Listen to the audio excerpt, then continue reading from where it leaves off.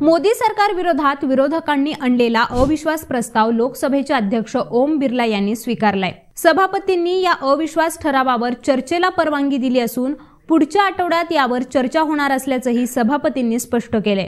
गौरव गोगाई यांनी काँग्रेसच्या वतीने अविश्वास प्रस्ताव मांडला होता। नियमानुसार 50 खासदारांच्या अनुमोदनानंतर अविश्वास प्रस्ताव हा मांडता येतो, तर याला काँग्रेसच्या 50 आणि मित्रपक्षांच्या इतर खासदारांनी पाठिंबा दिलाय। त्यानंतर अविश्वास प्रस्ताव हा स्वीकारण्यात आला।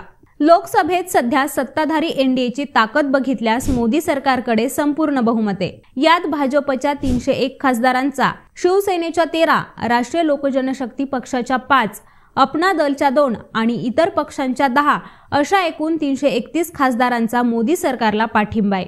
तर विरोधकांच्या इंडियामध्ये काँग्रेसच्या 50, द्रमुकच्या 24, टीएमसीच्या 23, जेडीयूच्या 16, शिवसेना उद्धव बाळासाहेब ठाकरे गटाच्या 5, राष्ट्रवादीच्या 4, समाजवादी पक्षाच्या 3 आणि डाव्या पक्षांच्या 3, तर नॅशनल कॉन्फरन्स पक्षाच्या 3 आणि इतर पक्षांच्या 10 अशा तब्बल 143 खासदारांचा समावेश आहे।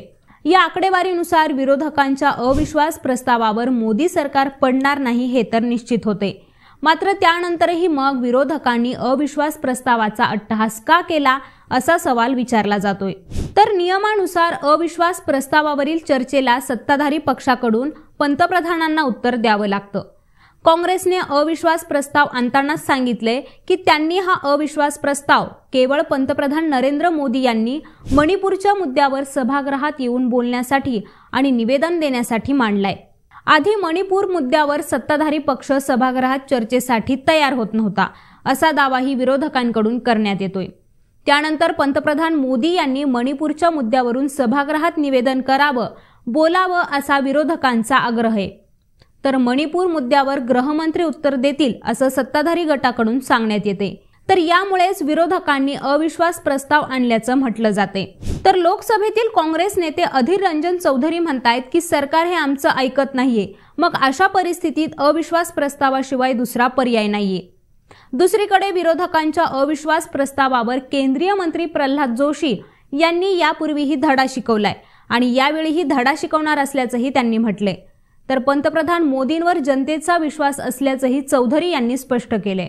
आता याबद्दल तुमच्या काय प्रतिक्रिया आहेत त्या आम्हाला कॉमेंट करून नक्की सांगा।